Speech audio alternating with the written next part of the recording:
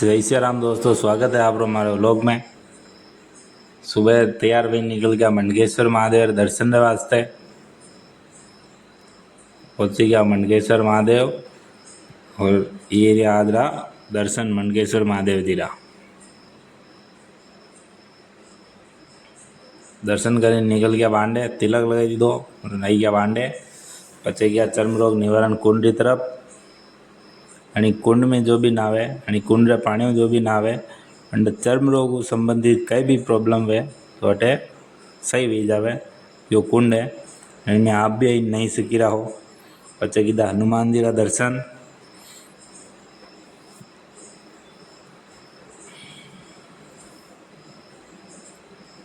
पचे गया रुगड़ा ने पानी देवा।